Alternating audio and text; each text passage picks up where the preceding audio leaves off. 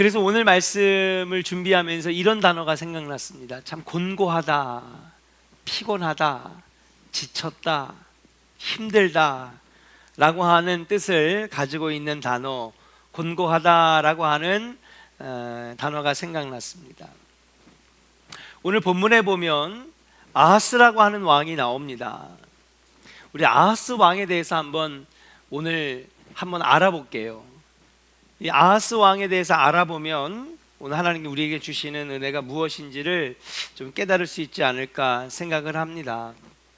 아하스 왕은 기원전 731년부터 716년까지 약 16년을 다스린 왕인데 20살의 왕에 등극했다고 합니다. 이 아하스 왕은요, 당시에는 북이스라엘과 남유다로 나눠져 있는데 남유다의 왕이었습니다. 아하스라고 하는 이름이 참 이쁩니다. 로하스, 아모스, 웨하스. 우리에게 되게 친숙하잖아요, 이름이. 아하스라고 하는 이름이 참 이렇게 친숙하게 다가옵니다. 아, 이름 이쁘다, 그렇잖아요. 근데 그 이름의 뜻을 보니까 더 좋습니다. 한번 따라할까요? 여호와께서 붙드셨다.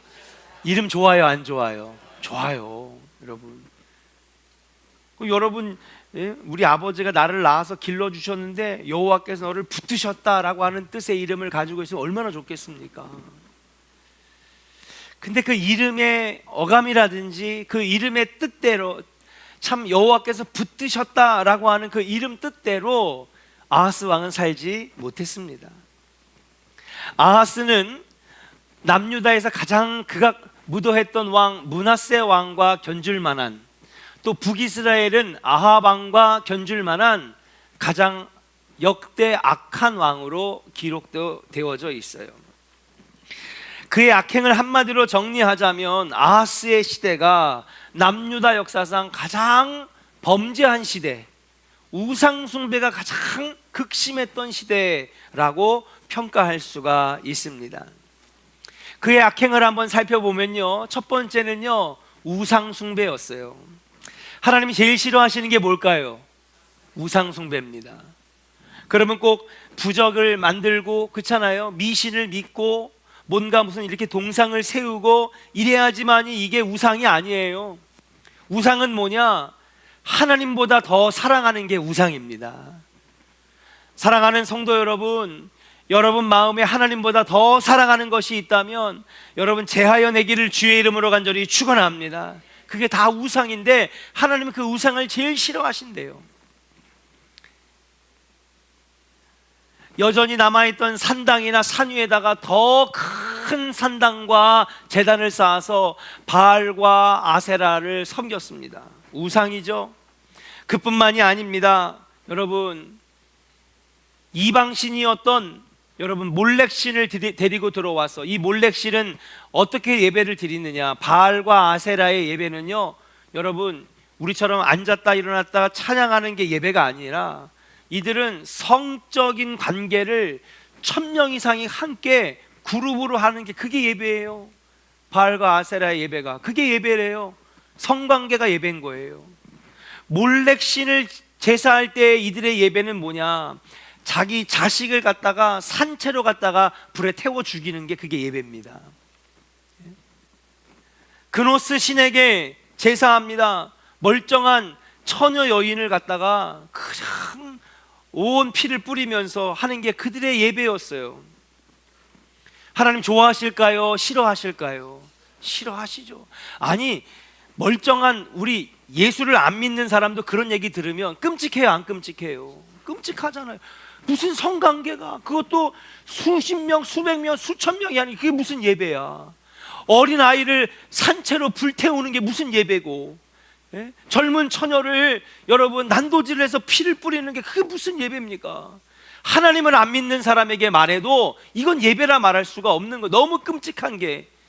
근데 아하스 왕은요, 여러분 서슴없이 이러한 가증스럽게 여기는 우상숭배 예배를 이스라엘 남유다 땅에서 곳곳마다 벌였다는 사실이에요. 다음 하나님께서 더 싫어하셨던 게 뭐냐 하면요, 아람의 다메섹 신들을 아하스 왕이 데려옵니다. 이 아하스 왕도 외제를 좋아했나 봐요. 예. 여러분, 우리 것이 좋은 거예요. 하나님이 좋으신 분입니다. 근데 아하스는요, 외국 신도 좋아 보였나 봐요. 아람의 다메섹 신들을 불러다가 도입을 해가지고, 야, 우리가 아람의 신들도 우리가 예배하자. 아주 그냥 무분별 여기저기에서 온갖 신들은 다 끌어다가 아주 그냥 정말 정신 나간 사람처럼 그 신들에게 예배합니다. 제사하는 거예요. 그런데 이 아람이 어떤 나라냐면요, 남유다와 북이스라엘을 끊임없이 괴롭히는 원수의 나라예요. 자, 원수의 나라, 여러분 마음이 막 안 좋아지고 그러면 뭐해요? 원수의 나라 물건 사고 싶어요? 안 사고 싶어요? 여러분, 우리가 그때 뭐 했다고 그래가지고 일본이 우리 한국 제품 불매운동하고, 여러분 중국이 우리가 중국을 좀 심기 건드렸다고 여러분 이 한류 한참 막 붐이 일고 있는데 한국에 있는 가수들 배우들 다 끊어놔가지고 공연도 못하게 만들었잖아요. 아니, 그러면 아하스 왕도 그렇게 침략하고 괴롭히면은 아람의 것들을 들여오지 말아야 될 거 아니에요. 배알도 없나? 그런데 이 아하스 왕은요, 논리가 좀 달랐어요. 아니야, 아람이 저렇게 싸움도 잘하고 강대해지고 잘 살고 저렇게 선진 나라가 된 거는 아람의 신들이 지켜주니까, 아람의 신들이 너무나 강력하니까, 야, 아람의 신들이 능력이 있으니까 아람이 저렇게 잘 되는 거야. 우리도 아람 신을 데려다가 우리가 예배하면 우리도 아람처럼 강해질 수가 있어. 이 논리로 아람의 신들을 데려와다가 여러분 가증스러운 예배를 드리는 겁니다.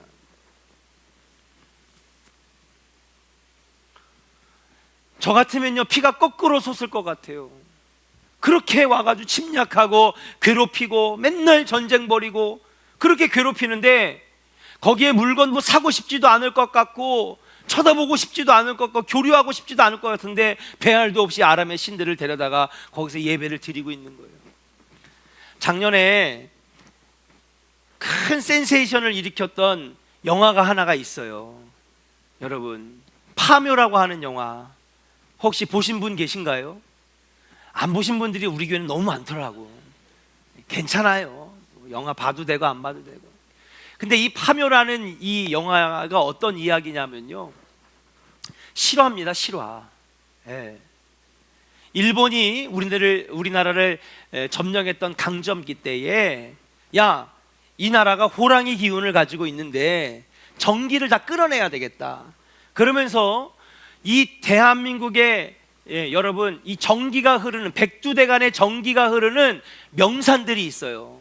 그 명산들마다 기가 막히게 찾아내가지고 거기다가 뭐를 박았어요? 말뚝을 박은 거예요. 말뚝을 박았단 말이에요. 물론 우리가 막 뭐 전기를 믿거나 여러분 뭐 토속 신앙을 믿는 건 아니지만, 여러분 우리가 기의 존재라는 걸 알잖아요. 몸에도 기가 허했다, 기가 쇠했다 하잖아요. 그러니까는 곳곳마다 나라의 중요한 전기가 흐르는 곳곳마다 마디마디마다 가가지고 못 흐르게 끊어놓은 거예요. 말뚝을 박아가지고 다 끊어놓은 겁니다. 소위 말하면 오늘날에 손가락 마디를 자르고요, 여기 신경줄을 끊어놓고 아킬레스건을 끊어놓고, 무릎에 인대를 찢어놓고 그런 거예요. 그래서 걷지도 못하게 붙잡지도 못하게 그냥 쓰러지게 만든 거예요. 말뚝을 갖다가 다 박아놨단 말이에요.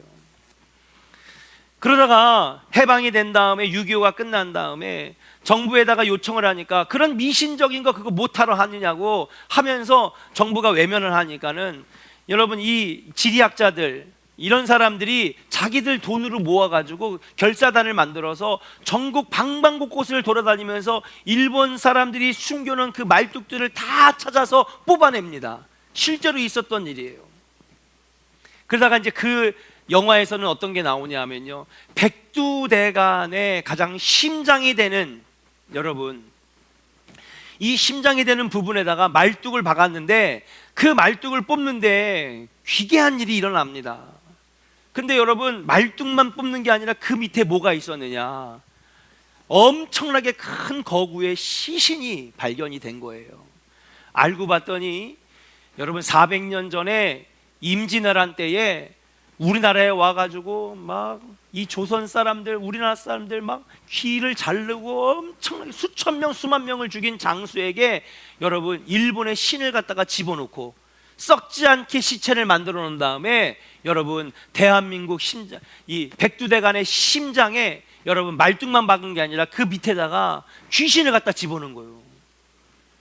그러니까 이 대한민국이 뭐예요? 해방은 됐지만 여전히 일어서지 못하도록, 계속해서 악령에 시달리도록. 그 영화를 보는데 제가 이렇게 얘기하면 오늘 가서 다 보신다고 또. 네. 제가 무슨 영화 소개하는 사람도 아니고.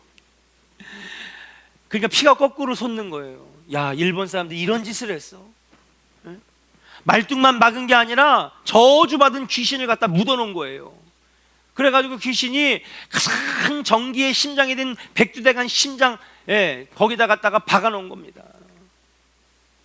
그러면 아하스 왕도 아니 하나님 우리를 여기 인도하셨으면 하나님을 예배해야 될 거 아닙니까? 근데 아람의 신이 좋다고 막 갖다가 데려다가 가장 좋다고 예배하고 막 신봉하고.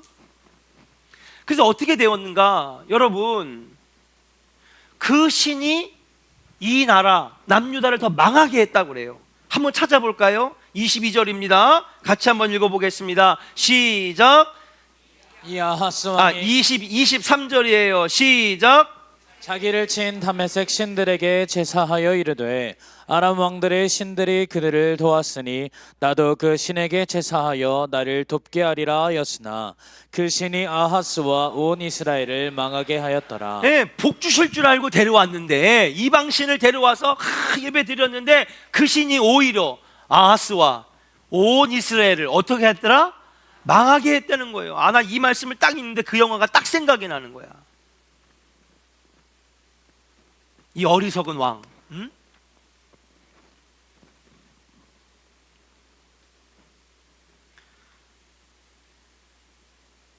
근데 그 다음에 한 악행이 더 심각합니다.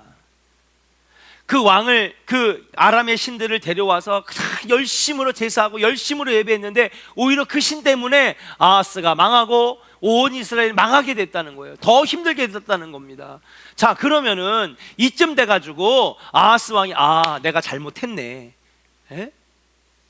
내가 이방 신들을 데려와다가 몰렉 신을 데려와다가 그노스 신을 데려와다가 이렇게 예배하는 게 아니라 하나님을 좀 예배해야 되는 건데 내가 잘못 생각했네. 뉘우쳐야 되는데 오히려 벌 주고 망하게 한 그 이방 신들을 치우고 여러분 잘못을 뉘우치는 게 아니라 그 다음 무슨 짓을 했느냐. 24절 같이 한번 읽어볼게요. 자, 같이 읽어요. 시작. 아하스가 하나님의 전에 기구들을 모아 하나님의 전에 기구들을 부수고 또 여호와의 전 문들을 닫고 예루살렘 구석마다 제단을 쌓고. 이 나라를 망하게 하고 어렵게 하고 곤란하게 만든 건 누구였어요? 이방 신들이었단 말이에요. 그들을 데려왔기 때문에 어려움 당했단 말이에요. 그러면은 뉘우치고 돌아서야 되는데 한 게 뭐냐? 나라가 더 망하게 되고 더 힘들게 되니까는 오히려 하나님의 성전 기구들을 모아다가 부시고 불태우고 그다음 여호와의 전을 어떻게 했대? 문들을 닫았다는 거예요. 이 얘기는 뭐냐 하면요, 와서 기도하지 말아라는 거예요. 여전히 신앙을 가지고 있고 하나님을 예배하는 사람들 교회에 못 들어오게 하는 겁니다. 지금 저기 조원교회 저 문을 갖다가 여러분 강목으로 다 못질을 해가지고 못 들어오게 하는 거예요. 예배하지 말아라, 기도하지 말아라는 겁니다. 뭐예요? 분풀이로 보복하는 심정으로 성전의 기구들을 파괴하고 불살르고 문을 닫아버리는 이런 짓을 저지르게 되었다는 것입니다.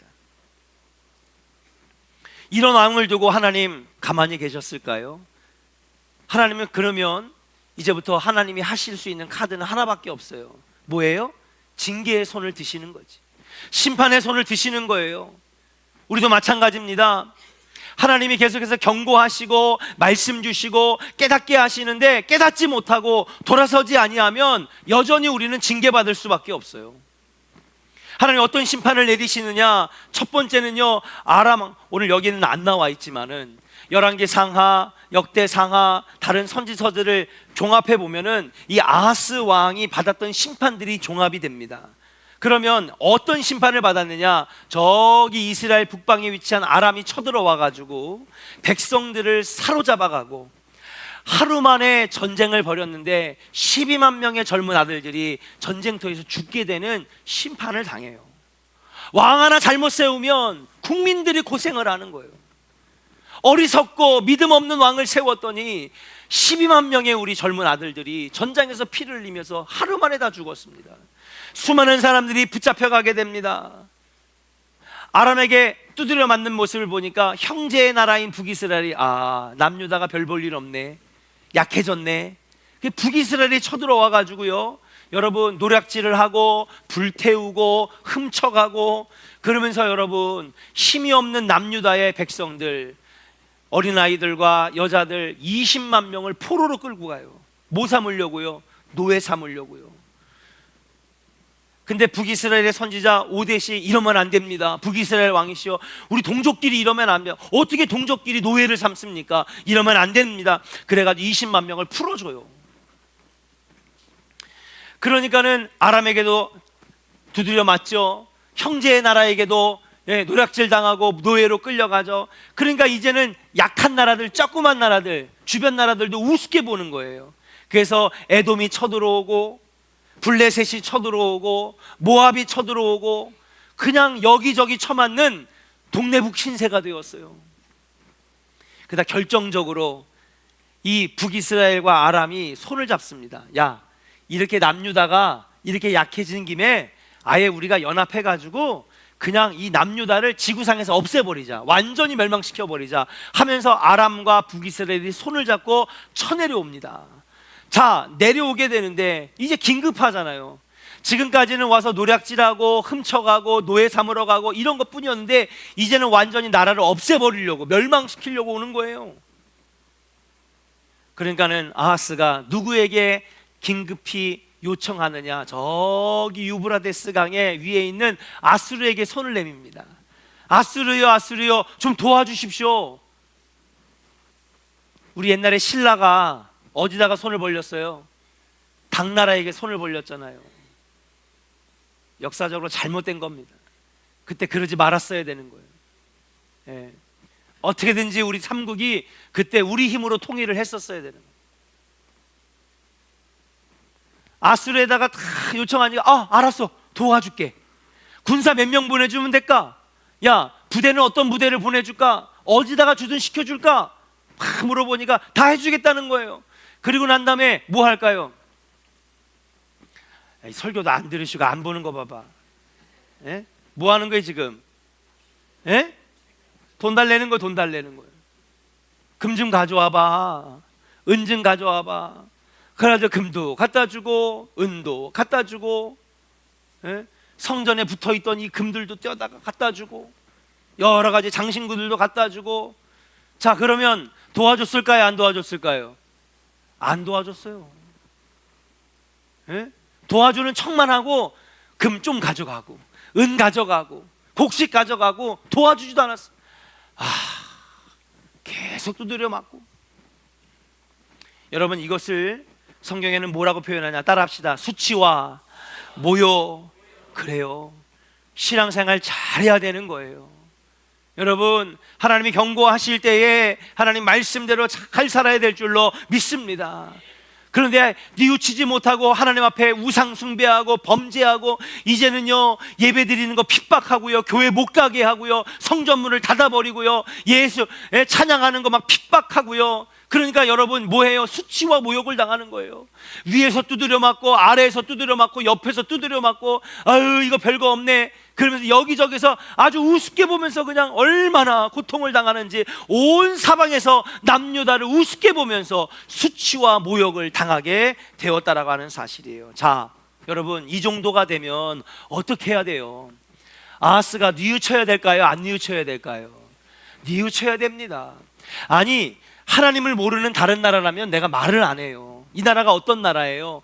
남유다는요 신앙적으로 정통성을 가지고 있는 나라예요. 이 남유다는요 다윗과 솔로몬의 후손들이란 말이에요. 이 남유다는요 하나님께서 친히 택하시고 부르신 백성, 선민, 택하신 선민들인 줄로 믿습니다. 하나님 나라로 세워진 건데 거기에 왕이라고 한다면, 그래서 내가 하나님을 예배하지 않고 잠깐 우상에 빠지고 범죄했다면, 이 정도쯤 수치와 모욕을 당했으면 깨달아야 될 거 아니에요. 바짝 엎드려 그간 자신이 행한 악행을 뉘우치면서 회개해야 되는데, 이 아하스는요 오히려 그러지 않았어요. 고집을 부리고요, 오히려 예루살렘 성전에 화풀이를 하고요, 예수 믿는 사람들을 못살게 굴고 괴롭히고 성전 기구들을 부시고 불태우고 더 악행을 일삼았다라고 하는 사실이에요. 결국 27절 마지막에 보니까 아하스는 죽어 왕실묘에 들어가지 못하고 예루살렘에 그냥 묻혔다, 장사됐다, 그렇게 기록이 되어 있습니다. 여러분, 우리는 이런 아하스 왕의 악한 행적을 보면서 어떻게 그럴 수가 있을까? 어떻게 정신 차리지 못하고 이럴 수가 있을까? 우린 그런 생각을 하게 되는데요. 여러분, 아하스가 그렇게 되었던 근거를 한번 찾아봤습니다. 왜 아하스가 고집을 꺾지 않고, 왜 이게 실수인고 잘못이고 이게 하나님으로부터 범죄하는 길인데도 불구하고 왜 계속해서 더 심한 악행을, 더 심한 우상숭배를, 더 악행을 저지르는 왕이 되었을까? 근거를 찾아봤더니 22절에 그게 나오더라고요.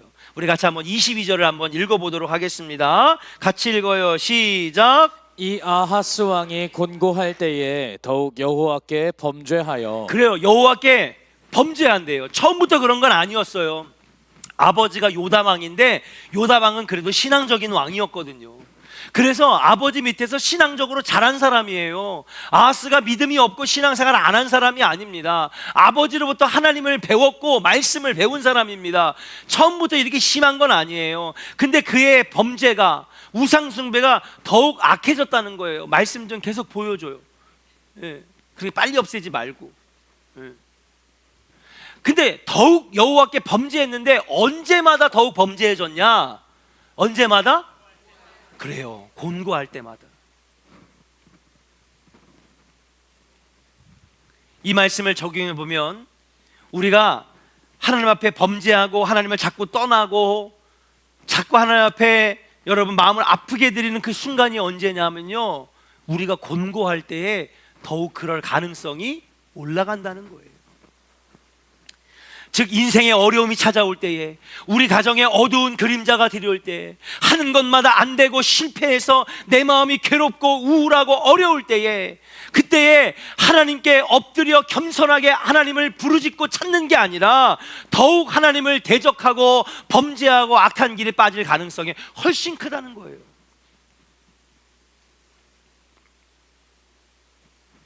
오늘 우리는 이 본문을 보면서 우리 자신을 바라봐야 될 줄로 믿습니다. 우리 2부 예배 참석하시는 성도 여러분, 잘 한번 돌아봅시다. 자, 여러분들 신앙생활이 10년이 됐든 20년이 됐든 30년이 됐든 지금부터 한번 되뇌어 보세요. 내가 참 힘들었어요. 시험 들었어요. 어려웠어요. 가정에 정말 어려운 어둠의 그림자가 왔어요. 그때 여러분 더욱 겸손하게 하나님 앞에 엎드려 아버지의 이름을 불렀나?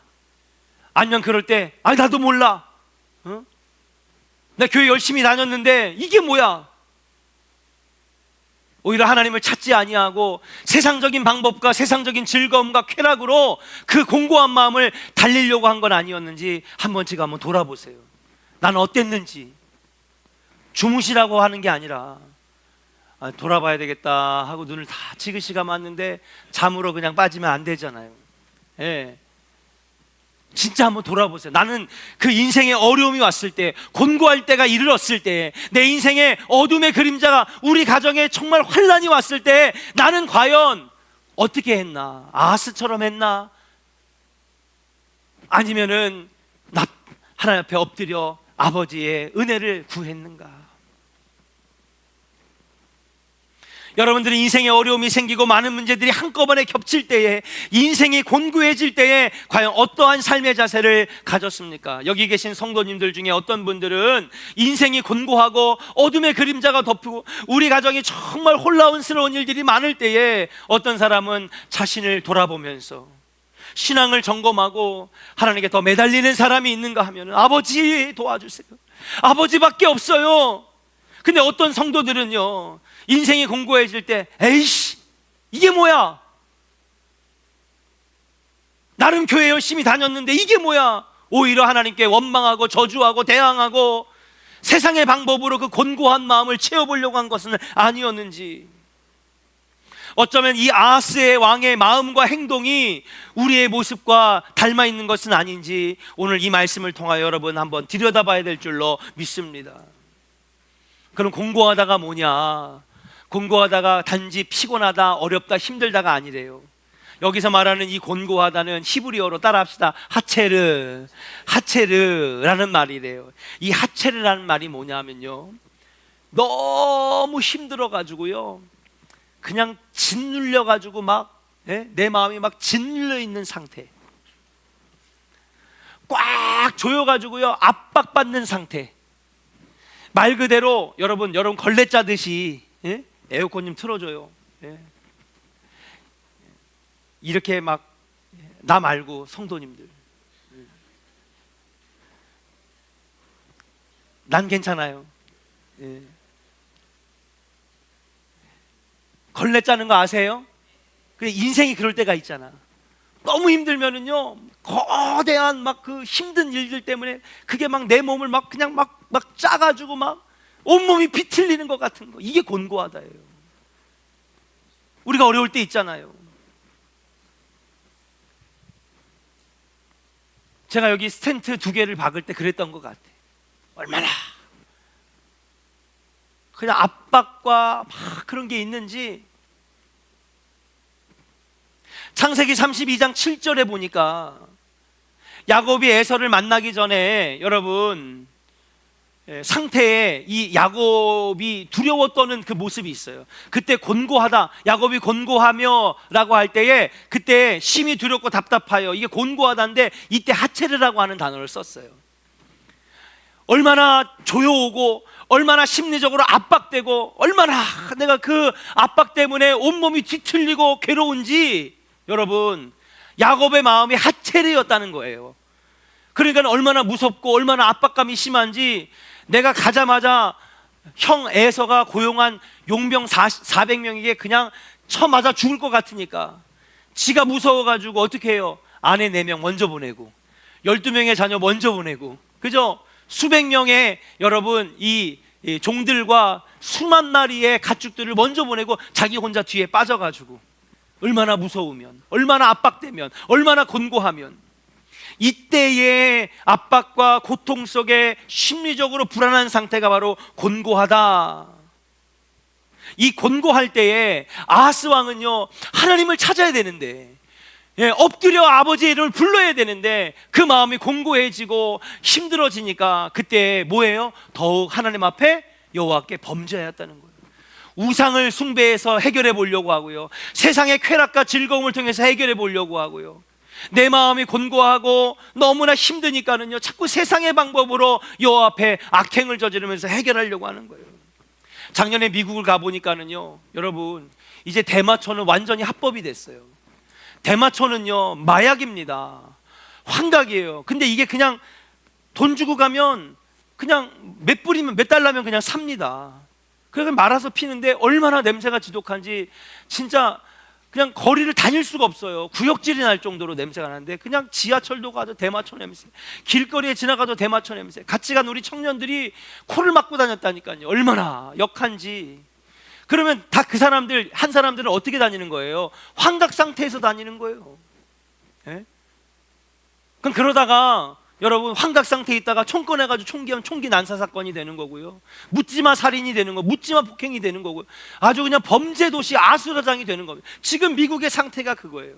제가 상담센터, 심리치료센터에서 또 종합병원에서 일할 때 약물 중독에 있는 사람들을 만나서 상담을 합니다. 왜 하요? 마음이 괴롭고 힘들 때 너무 도움이 된다는 거예요. 히로뽕이, 펜타닐이,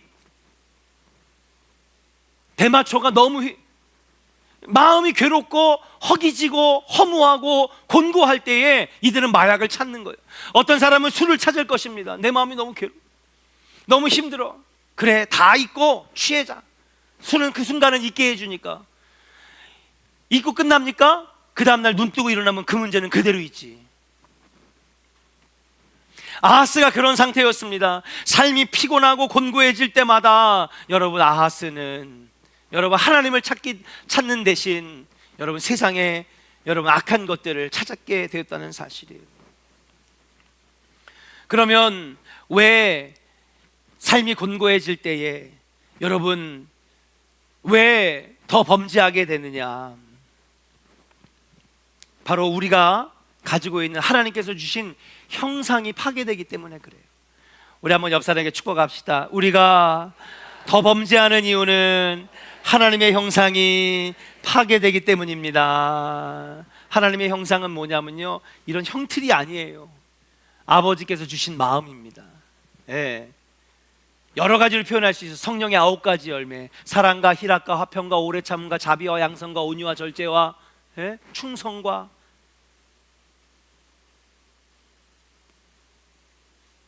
또 하나님께서 그것만 주신 게 아니에요. 하나님께서는 우리에게 지정의를 주셨어요. 따라합시다. 지정의를 주셨어요. 이게 하나님의 형상이에요. 우리의 능력이 아니에요. 지성이 우리의 능력이 아니란 말이에요. 하나님께서는 지정의를 주셨어요. 지가 뭐냐? 여러분, 지혜, 지식할 때 쓰는 게 지자 아닙니까? 지혜. 이건 뭡니까? 하나님의 질서를 이해하는 지혜, 하나님의 창조 원리를 아는 지식, 하나님께서 이끌어 가시는 섭리와 계획, 이걸 아는 것이 바로 지성, 지혜라고 하는 것입니다. 지성이라고 하는 이해를 주셔서, 이해력을 주셔서, 아, 하나님이 이런 분이구나, 하나님의 창조 원리는 이런 거구나. 근데 여러분, 우리는 그걸 다 잊어버리는 거예요. 곤고할 때마다 하나님을 찾지 아니하고 세상을 찾으니까는요, 하나님이 주신 이 지성이라고 하는 이해력을 여러분 파괴되어지는 겁니다. 그 다음부터는 뭐가 들어오냐? 세상의 가치관이 들어서 돈이면 다 돼, 돈이 최고야, 돈 없으면 안 되는 거지, 돈으로 다 해결할 수 있어, 뭐니 해도 머니가 최고지. 세상의 가치관이 들어와 하나님이 주신 지성을 대신하는 거예요. 두 번째, 정이 파괴됩니다. 정은 뭐냐면요, 정서예요. 하나님의 마음을 공감할 수 있는 공감대가 바로 정서인 줄로 믿습니다. 우리가 신앙생활을 잘하잖아요. 그럼 아버지의 마음이 느껴져요. 여러분, 느껴지실 때가 있나요? 우리가 신앙생활을 아버지의 마음이 이래서 그랬던 거고, 하나님 그때 나한테 이렇게 하신 이유가 사실은 하나님이 이렇게 나를 사랑하셨기 때문에 그랬던 거구나. 아버지의 마음이 공감되잖아요. 이해가 안 되시나 봐. 애를 낳아보니까 애 낳는 게 너무 힘들어. 그러니까 애를 낳고 키워보고 말 않는 자식 새끼들을 키워보니까 누가 공감이 돼요? 엄마의 마음이 공감이 되잖아요. 지난주에도 얘가 똑같은 얘기했던 것 같아. 우리도 마찬가지예요. 아버지의 마음을 이해할 수가 있는 거예요. 하나님은 이런 마음 때문에, 하나님은 이렇기 때문에 우리에게 이렇게 하셨구나. 아버지가 이해되는데 그걸 모르는 거예요. 세상적으로 사니까 아버지가 이해 안 되는 거예요. 하나님, 나 헌금도 잘했어요, 주일날 예배도 잘 드렸어요. 이게 뭐예요? 아버지의 마음을 전혀 공감 못해. 주시면 좋은 거고 안 주시면 나쁜 거고, 단순하고 2차원적인 신앙에서 머물러 있는 거예요.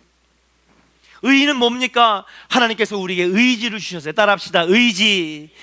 따라합시다. 지성, 정서, 의지. 하나님께서 우리에게 의지를 주시는 거예요. 그래서 하나님의 은혜가 깨달아지고 하나님의 말씀이 깨달아지는 지성, 그래서 아버지의 마음이 공감이 되니까 우리에게 의랄 의지를 주시는 거예요. 하나님, 주님, 제가 여기 있습니다. 하나님, 나를 써 주옵소서. 제가 영혼을 구원하겠습니다. 내가 전도하겠습니다. 봉사하겠습니다. 옳은 길, 순종의 길, 바른 길로 가겠다고 하는 의지를 하나님 주시는데, 이 지정의가 어떻게 되느냐? 곤고할 때 하나님을 안 찾으니까 다 파괴가 되는 거예요. 그리고 대신 세상 사람들이 만들어 놓은 세상의 가치관이 이걸 다 대체하는 겁니다. 권력 잡아야지, 힘이 최고야. 이거는요, 여러분, 가인 계열이나 하는 거예요. 힘의 원리대로, 돈의 원리대로, 물질 만능으로 살아가는 여러분 계열의 사람이 될 수밖에 없다라고 하는 사실이에요. 사랑하는 조은의 성도 여러분, 왜 파괴됩니까? 우리 인생이 곤고해지고 마음이 괴로워질 때에 하나님 주신 형상이 파괴되기 때문에 그래요. 그럼 그때마다 우리는 뭐 해야 돼요? 더욱 아버지께 부르짖어야 될 줄로 믿습니다. 우리 한번 옆 사람에게 축복하겠습니다. 아버지께 부르짖고 아버지를 더 찾아야 합니다. 따라합시다. 너는 내게 부르짖으라. 내가 내게 응답하겠고 내가 알지 못하는 크고 비밀한 일을 보이리라. 아멘. 내 마음이 곤고하고 어려울 때에 더욱 아버지를 의지하고 아버지께 기도해야죠. 내 가정에 어둠의 그림자가 오고 힘들 때에 여러분, 세상의 것들로 그 허기진 것을 채우려고 하는 것이 아니라, 그 곤고한 마음을 해결하려고 하는 것이 아니라 더욱 강력하게 하나님의 이름을 부르짖을 때에 하나님께서 우리의 삶을 꼭 붙잡아 주시는 줄로 믿습니다. 근데 우리는 그러지 못하고 살 때가 너무나 많이 있다는 거예요. 다윗도 완벽한 사람이 아니었습니다. 다윗도 범죄했습니다. 아니, 다윗은 더 큰 범죄를 저질렀어요. 사무엘하 강해를 수요일날 금요일날 하면서 말씀을 드리지만은 다윗은요, 살인죄도 저질렀고요, 간음죄도 저질렀고요, 집안은 콩가루 집안이 되고요, 셋째 아들은 첫째 형을 갖다 죽이고요, 셋째 아들이 자기 아버지 다윗도 죽이려고 했어요. 다 이 다윗의 죄의 결과, 죄의 심판 때문에 그렇게 된 겁니다. 그런데 다른 왕들과 다윗이 여전히 하나님께 인정받고 하나님 중심의 합한 자가 되고, 여러분, 그렇게 하나님이 지금까지도 다윗을 높이 여겨주시는 이유, 다윗의 가문은 무너지지 아니하고 그 가문에서 예수 그리스도 메시아를 나게 하신 그 결정적인 이유가 뭔지 아십니까?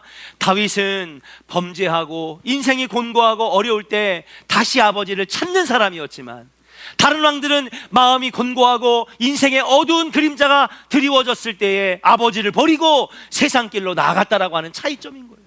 여러분, 세상의 왕들의 길을 걸어가지 말고 다윗의 길을 걸어가시기를 주의 이름으로 간절히 축원합니다.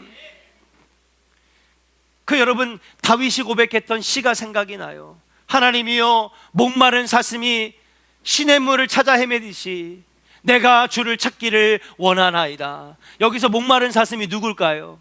다윗 자기를 말하는 거예요. 자기는요, 너무 힘들어요. 지금 인생에 갈증이 있어요. 마음이 너무 곤고해요. 그래도 나는 세상의 것 안 의지합니다. 그렇게 목마른 사슴이 시냇물을 찾아 헤매듯이 나는 하나님의 은혜를 구하겠습니다. 나는 하나님의 이름을 부르겠습니다. 아버지의 도우심을 의지합니다. 이래서 다윗은 하나님께, 완벽한 인간이 아니었고 그도 실수했고 그도 범죄했지만 하나님은 다윗을 영화로운 인생으로 끝나게 하셨고, 다른 왕들은 여러분 멸망의 길로 여러분 끝나게 되었다라고 하는 사실이에요. 사랑하는 조은의 성도 여러분, 어떤 길을 걸어가시겠습니까? 우리는 앞으로도 몇 년을 더 살지, 몇십 년을 더 살지 우리는 몰라요. 그러나 분명히 우리가 살면서 시험 드는 때 옵니다. 마음이 괴롭고 곤고할 때 옵니다. 마음이 우울하고 때로는 정신을 못 차릴 정도로 패닉 상태가 되어서 공황 발작을 일으킬 수 있는 순간이 올 수도 있어요. 내가 어떻게 감당할 수가 없어서 가슴이 찢어지고 가슴이 쪼여진 듯한 하체르 같은 곤고한 상태가 이럴 때도 올 것입니다. 그때 여러분 어떻게 하시겠습니까? 아하스와 같은 길을 걸어가시겠습니까? 다윗과 같은 길을 걸어가시겠습니까? 마음이 곤고하고 마음이 허기지고 외롭고 우울하고 어려움이 닥쳐올 때에 다윗처럼 하나님을 의지하고 여러분 하나님께 기도하면서 여러분 하나님 주신 형상을 회복하여서 여러분 주님 주신 복으로 여러분의 인생을 복되게 만들어가는 승리하는 조언의 성도들 다 되시기를 주의 이름으로 간절히 축원합니다. 우리 한번 옆 사람에게 축복하겠습니다. 다윗의 길로 걸어갑시다. 할렐루야. 우리 이 시간에